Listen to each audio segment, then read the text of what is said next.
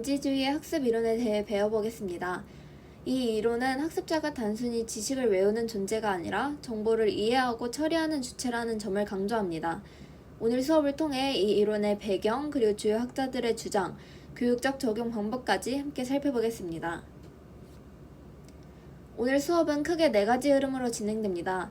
첫째, 인지주의의 인식론적 배경을 살펴보고, 둘째, 인지주의 학자들의 이론을 정리하고, 세 번째로 인지주의 학습 이론의 교육적 시사점을 알아보고, 마지막으로 내용을 정리하며 마무리하겠습니다.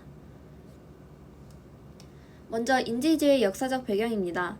이 인지주의는 지식의 본질과 이성의 가치, 그리고 마음의 내용 등을 논의한 이 고대 그리스 철학자들로부터 시작되었다고 볼 수 있는데요. 근데 이 18세기 후반에 등장한 행동주의에 밀려서 인지주의는 관심 대상에서 좀 사라지게 되었습니다. 그러나 2차 세계대전 동안 복잡한 인간 기능에 대한 연구와 컴퓨터 혁명이 이루어지기 시작하고 언어의 발달에 대한 연구가 다시 활발해지며 인지에 대한 연구가 부활되기 시작됐습니다. 인간은 어떤 반응을 할 것인지 계획을 세우고 기억을 잘 할 수 있도록 도움을 주는 시스템을 활용하고 학습해야 할 자료를 자기 나름의 독특한 방식으로 조직하게 됩니다. 인지와 인지주의의 개념입니다. 먼저 인지란 학습자가 경험을 통해서 어떤 의미를 갖게 되는 것과 같은 지각을 의미하는데요. 인지는 곧 사고 과정이라고 할 수 있으며 외부의 세계를 이해하고 해석하는 정신적인 활동입니다. 인지 과정을 통해 학습자는 주변 환경에 대한 정보를 수집하고 처리하며 그 의미를 구성하게 됩니다. 인지주의자들의 관심은 지각에 관련한 의미가 다양하고 이들의 지각이 다른 형태로 발전될 수 있는 입장에 관해 깊은 관심을 가지고 있습니다. 학습자가 어떻게 정보를 받아들이고 또 그것을 저장하고 그것을 밖으로 빼낼 수 있는지에 대한 과정을 연구하는 것입니다. 학습자의 내적 인지 구조와 그 변화 과정에 초점을 맞춘 것이 바로 인지주의자들의 관심입니다. 인지주의 관점에서의 학습 보겠습니다. 의미찾기 과정이란 인지주의자들은 학습이란 인간이 이 세상에서 의미를 찾고자 하는 시도의 결과라고 생각을 하고 있습니다. 세상을 의미 있는 것으로 만들기 위해서는 인간은 사용할 수 있는 모든 도구를 활용해야 한다는 것인데요. 학습은 단순한 자극과 반응의 연결이 아닌 의미 있는 구성의 연결 과정이라는 것입니다. 지식과 행동의 관계는 학습의 대상은 지식이고 그 지식의 변화가 행동의 변화를 가져올 수 있다는 것입니다. 행동의 변화는 내적 인지 구조의 변화에서 비롯되는데요. 인지주의는 행동의 원인이 되는 그 내적 과정에 관심을 두고 있습니다. 그리고 학습자의 능동적인 역할입니다. 학습자는 자발적으로 경험을 하고자 하고 그리고 문제를 해결할 수 있는 정보를 추구합니다. 새로운 통찰을 얻기 위해서는 기존의 지식을 재조직하는 능동적인 존재이어야 하며 학습자는 소동적 수용자가 아닌 적극적인 의미 구성자로서 자리 잡아야 합니다. 이 환경과 상황의 영향은 능동적인 학습자가 상황을 지각할 때 기계적으로 연합하는 것이 아니라 여러 부분들을 함께 조직하고 연결시킨다는 것인데요. 환경이나 상황은 학습자가 조직하고 연결하는 방법에 따라서 또 그 학습 결과가 달라지게 됩니다. 동일한 학습 환경에서도 학습자에 따른 다른 학습이 일어나는 게 바로 이 환경과 상황에 영향이 끼치는 것입니다. 대표적인 인지주의 학습의 이론을 살펴보겠습니다. 먼저 인지주의 학습 이론의 다양한 관점이 있는데요. 이 인지주의자들은 다양한 학습에 관심을 두며 따라서 전체 분야를 대표로 하는 하나의 인지 이론은 존재하지 않습니다. 각 이론은 인지 과정의 서로 다른 측면을 강조하고 있고 학습의 다양한 측면을 설명합니다. 이러한 다양한 관점들은 학습의 복잡한 과정을 이해하는데 서로 상호 보완적인 역할을 하고 있습니다. 이 켈러의 통찰학습은 퍼즐을 생각하면 쉬운데요. 처음에는 아무리 해도 안 맞다가 갑자기 이렇게 맞추면 되는구나 하고 번뜩 깨달을 때가 있죠. 이게 바로 켈러가 말하는 통찰학습입니다.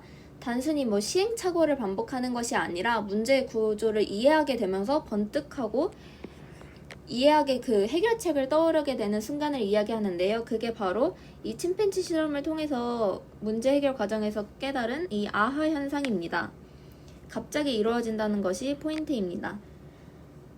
그리고 장이론은 물리학의 장 개념에서 출발한 심리 이론으로 인간의 행동을 개인과 환경의 상호작용으로 설명하고 있습니다. 예를 들어서 시험 공부를 해야 하지만 친구들이 놀자고 부르는 상황 속에서 공부하고 싶은 힘과 놀러가고 싶은 힘이 서로 충돌하며 마음속에 장이 형성됩니다. 결국 어떤 힘이 더 크냐에 따라서 그 결정하는 행동이 달라지는 것이죠. 그것이 바로 장이론입니다. 그리고 형태 이론은 그 전체는 부분의 합보다 크다라는 말로 유명합니다. 예를 들어서 음악을 들을 때 그 하나하나의 음을 따로 듣는 게 아니라 전체적인 멜로디를 느끼는 것입니다. 학습도 마찬가지로 이 단편적인 사실보다 전체 맥락 속에서 이해할 때 더 잘 배울 수 있다는 것이 바로 이 형태 이론입니다. 이 지각의 원리에는 유사성, 근접성, 폐쇄성, 연속성이 존재합니다. 정보 처리 이론은 인간의 학습 과정을 컴퓨터와 비슷하게 바라보는 것입니다. 여기서는 감각기억과 단기기억, 장기기억이 있는데요. 감각기억은 우리가 보고 듣는 정보가 잠깐 저장하게 되는 단계, 그리고 단기기억은 이 잠깐 우리 머릿속에 전화번호를 빠르게 외우듯 잠시 외우게 되는 그런 것과, 이 장기기억은 반복하거나 의미있게 학습한 게 오래오래 저장돼가지고 몇 년이 지나도 기억하게 되는 곱셈 구구단 같은 그런 것이 장기기억을 이야기합니다. 통찰론의 배경과 기본 개념 보겠습니다. 이 켈러는 침팬지를 대상으로 한 실험 연구를 통해 통찰론을 주장하였습니다. 이 통찰론은 학습인 통찰에 의해 갑자기 이루어진다는 이론인데요. 앞서 설명한 것과 같이 학습자는 문제 상황을 파악하고 그 순간적으로 이해하며 그 문제를 해결하는 것까지가 이 통찰론을 이야기하는 것입니다. 통찰은 단순한 시행착오나 이 조건화와 달리 인지 과정을 통해 발생한다는 것이 포인트입니다. 이는 단순히 인간이 이 단순한 자극과 반응 기계가 아니라 등록적인 존재임을 보여줍니다. 앞서 계속 말했던 것과 같이 이 침팬지 실험이라는 것은 실험 상자에 침팬지를 두고 이 막대기를 제공합니다. 우리 밖에 있는 이 긴 막대기와 과일을 배치하고 침팬지는 처음 보는 이 과일을 직접 가져오려고 하는 것입니다. 처음에는 손을 먼저 뻗다가 손으로는 이제 그 과일이 닿지 않으니까 상자를 또 가져와 보고 또 이 막대기를 사용해서도 한번 해보고 계속 이 도구를 활용하면서 하다가 마지막엔 깨달아가지고 이 상자를 쌓고 거기에다가 막대기까지 활용해서 이 과일을 자기 손에 얹는 것이 침팬지 실험입니다. 앞에 말한 것과 같이 이 아하 하면서 이제 갑자기 깨달은 그런 방법인데요. 그리고 통찰과 아하 현상, 여기서 계속 말한 것과 같이 이 아하 현상이라 불리는 것은 순간적인 깨달음이 동반되는 것입니다. 단순히 시행착오랑 달리 인지적인 이해를 통한 문제 해결, 계속 말한 것과 같이 이 인지적인 이해를 통한 문제 해결이 포인트입니다. 문제 상황의 전체적 파악과 관계성 인식이 핵심입니다. 통찰학습의 특징적 원리입니다. 문제 상황의 배열부터 보겠습니다. 통찰은 문제 상황의 배열에 달려 있고 적절한 과거 경험은 필요하고 필수적이진 않습니다. 문제 해결의 열쇠가 되는 부분들의 관계를 지각할 때 통찰이 발생하게 됩니다.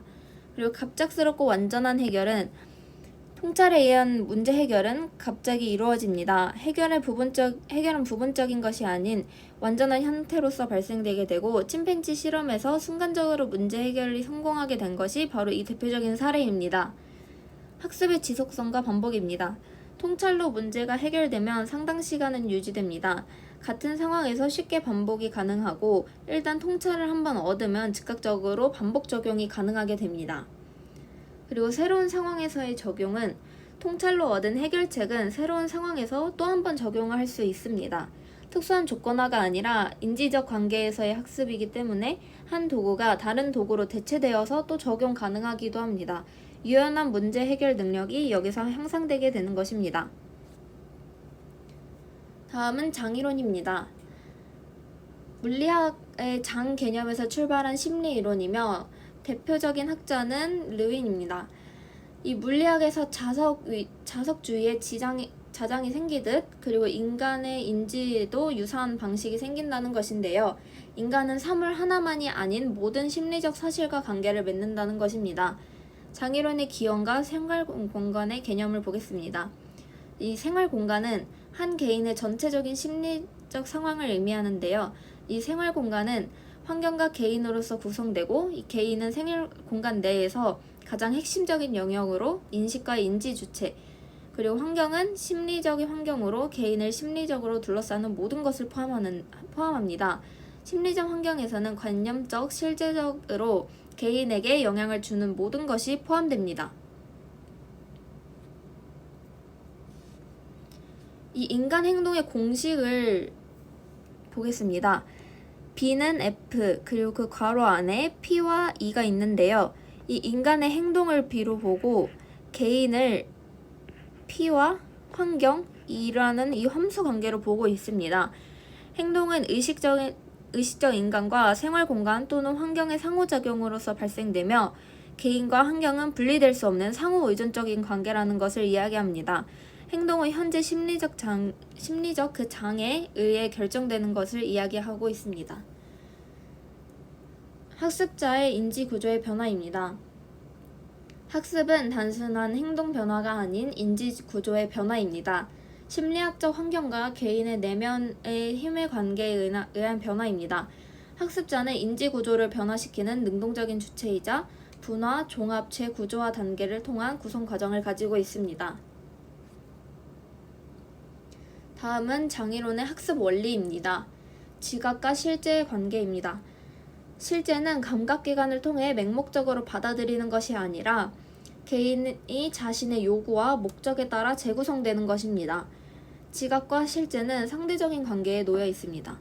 그리고 자아관심 추구 특성을 보겠습니다. 인간은 자기의 자아관심을 추구하는 특성을 가지고 있습니다. 이 자아관심이라는 것은 자기의 관심사 같은 것을 이야기하는데요. 내가 좋아하는 것을 계속 하고 싶어하는 그 특성을 가지고 있다는 것을 쉽게 이야기할 수 있습니다. 개인의 욕구와 목표가 그 행동에 영향을 끼치고 학습 동기와 관심이 학습 효과에 매우 중요하게 적용됩니다. 전체로서의 상황 중요성을 보겠습니다. 상황의 여러 영역들은 상호 의존적입니다. 부분이 아닌 전체로서의 상황이 매우 중요하고요. 개별적인 요소보다 전체적인 맥락의 학습에 영향을 끼칩니다. 통합적인 관점도 필요합니다. 현재 순간의 의미입니다. 현재 순간적 의미가 중요합니다. 과거나 미래보다 현재의 심리적 장이 행동에 결정되는 것인데요. 예를 들어서 내가 과거에 느낀 거나 내 미래의 생각을 하는 것보다 내가 현재 하고 싶은 것이 뭔지 그런 것이 내가 지금 앞으로 할 행동을 결정하는데 더 큰 의미를 가지고 있다는 것입니다.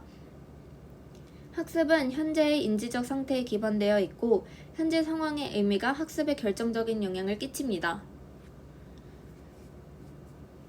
다음은 형태론입니다. 형태론은 1912년 이 베르트하이머가 가연운동에 관한 논문을 발표하면서 제창한 인지학습 이론입니다. 현상학에서 기초하여 경험을 원자적인 부분들로 분석하지 않고 처음부터 전체적인 것으로 파악합니다. 이 기원과 개념을 보겠습니다. 이 형태는 원자론에 반대하는 전체론 입장에서 조직된 전체를 의미합니다. 이 형태론에서는 전체는 단순한 부분의 총합이 아니라 그 이상의 것이며 부분들이 이 전체의 관계 속에서만 의미를 갖습니다. 브렌타너의 활동심리학을 계승한 슈폼프와 후설의 현상학의 이론적 기반이 되었습니다. 형태론은 지각, 학습, 기억이 고립된 부분들의 기계 연합이 아니라 전체적으로 조직하는 과정을 통해 이루어진다고 보았습니다. 지각 현상에 대한 관심입니다. 형태론은 주된 관심은 지각 현상에 있습니다. 이 지각이란 것은 고립된 부분들의 기계적인 연합이 아니라 학습자가 상황을 무의미한 단편으로 보지 않고 조직된 전체로 지각한다는 것입니다. 이러한 지각은 함축성의 법칙을 따릅니다. 학습의 전체적 조직화 과정입니다. 학습은 부분들을 일정한 관계에 의해 전체로 조직하는 과정입니다. 학습자는 자극을 의미 있는 형태로 지각하려는 경향이 있습니다. 이 과정에서 부분들은 전체 속에서 의미를 가집니다. 형태론은 학습에서 전체적인 맥락의 중요성을 강조하고 있습니다. 형태이론의 지각 원리 보겠습니다. 형태이론은 우리가 세상을 볼 때 단순히 개별적인 요소가 아니라 전체적인 패턴을 우선적으로 인식한다는 것을 강조합니다. 그 중에 대표적인 지각 원리 4가지를 살펴보겠습니다. 유사성의 원리는 비슷한 요소들은 하나의 의미 있는 형태로 지각된다는 것입니다. 유사한 것들끼리 뭉쳐서 하나의 형태를 이룬다는 것이고, 이것은 예를 들어서 같은 색깔의 유니폼을 입은 사람들을 보면 우리는 자동으로 같은 팀이다 라고 인식을 하게 되는 것을 이야기합니다. 이 근접성의 원리는 가까이 있는 요소들은 하나의 형태로 지각되고 또 시간적 근접성도 여기서 포함됩니다. 멀리 떨어진 동일한 요소보다 가까운 것들끼리 뭉쳐서 지각됩니다.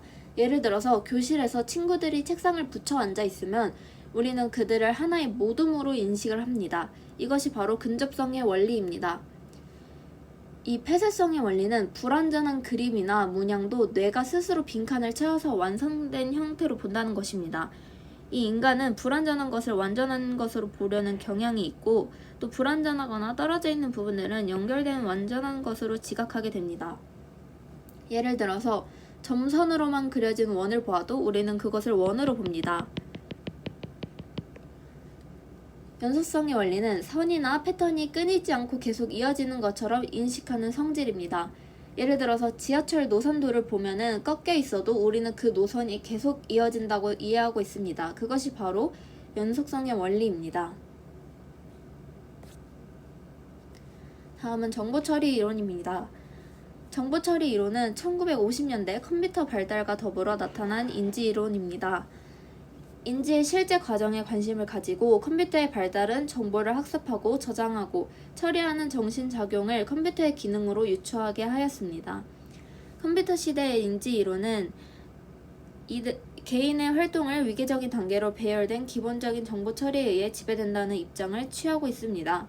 피험자에게 과제를 제시하고 문제 해결 과정의 모든 단계를 소리내어 기술하게 하는 방법을 사용했습니다. 이러한 연구는 인간의 기억 현상에 대한 새로운 접근을 유도했으며 학습 현장 연구에 새로운 계기를 마련하게 되었습니다.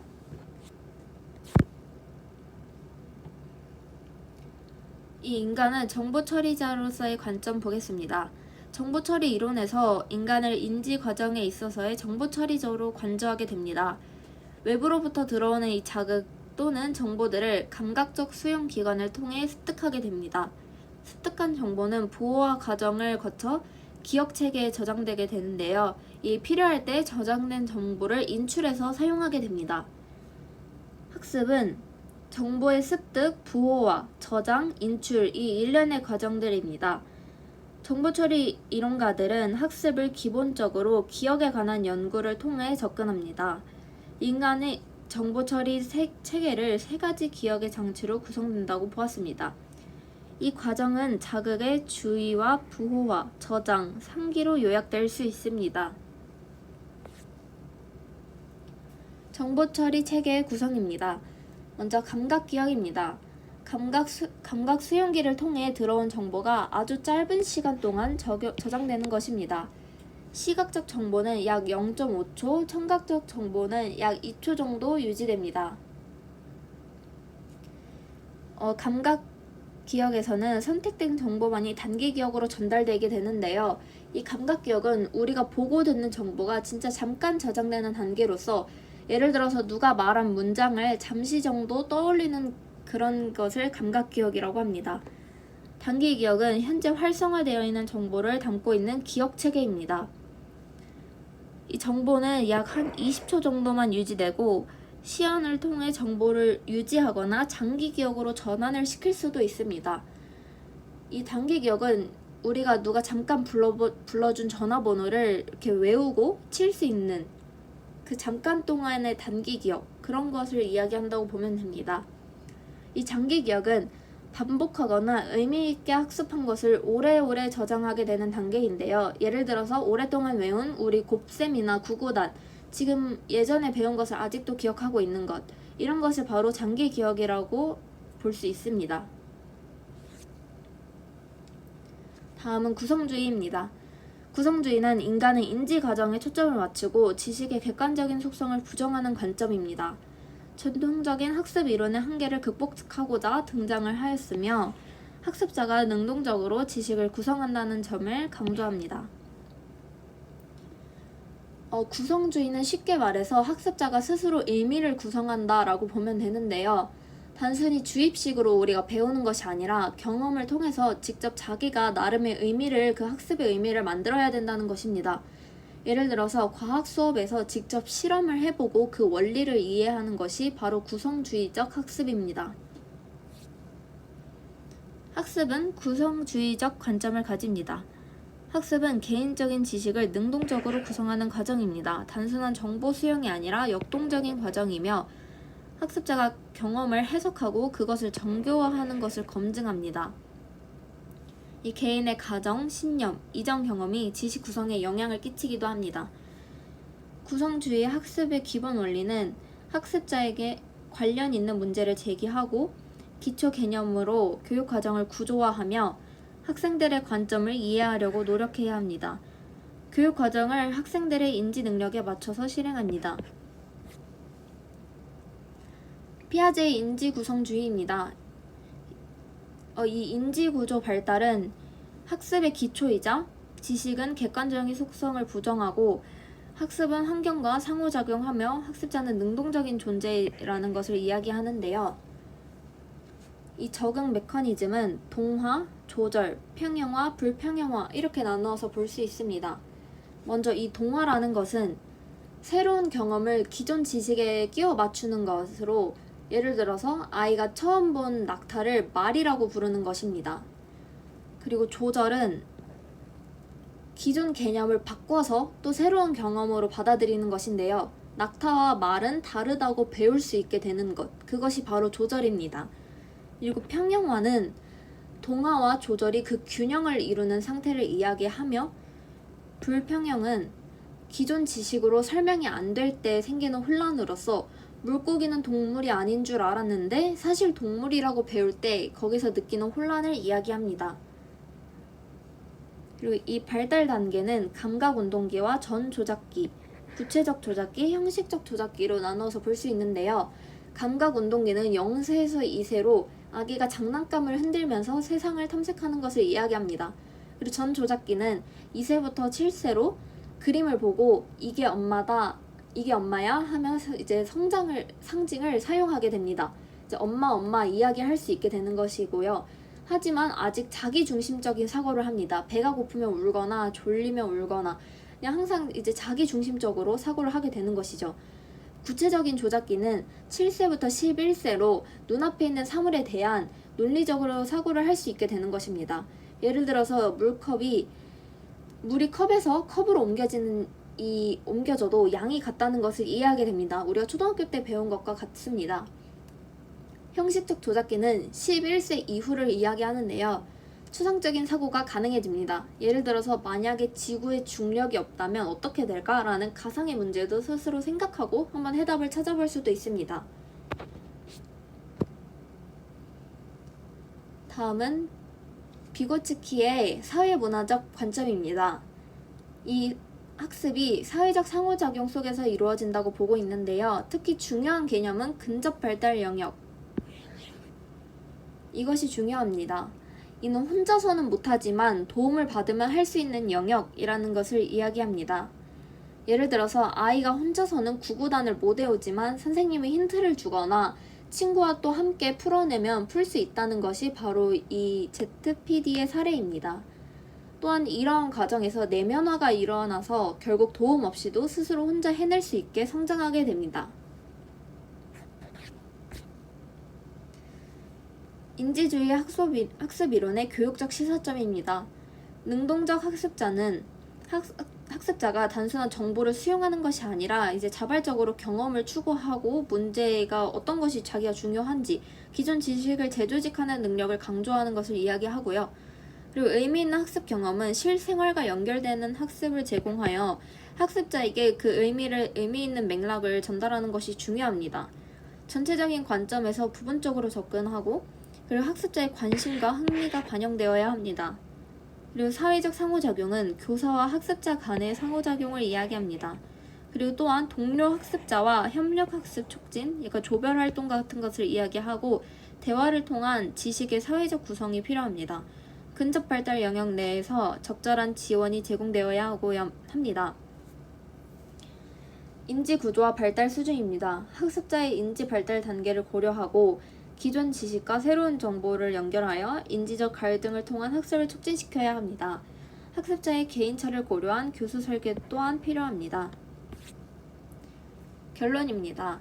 인지주의 학습 이론은 학습자를 능동적인 정보 처리자로 보는 관점으로 행동주의의 한계를 극복하고 인간의 내적 인지 과정에 주목했습니다. 통찰론, 장이론, 형태이론, 정보처리 이론, 구성주의 등의 다양한 이론들이 인지주의 틀 안에서 발전되어 왔으며 이들 이론은 공통적으로 학습자의 능동성과 인지구조의 중요성을 강조한다는 것입니다. 학습은 단순한 자극과 반응의 연합이 아니라 의미 있는 지식의 구성 과정입니다. 현대 교육에서 인지주의 학습 이론은 학습자 중심의 교육의 이론적 기반을 제공합니다. 교사는 지식의 전달자가 아니라 학습의 조력자로서 학습자의 인지 발달 수준에 맞는 적절한 학습 환경과 경험을 제공해야 합니다.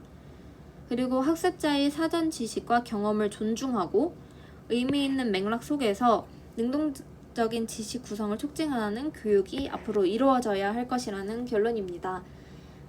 이상입니다.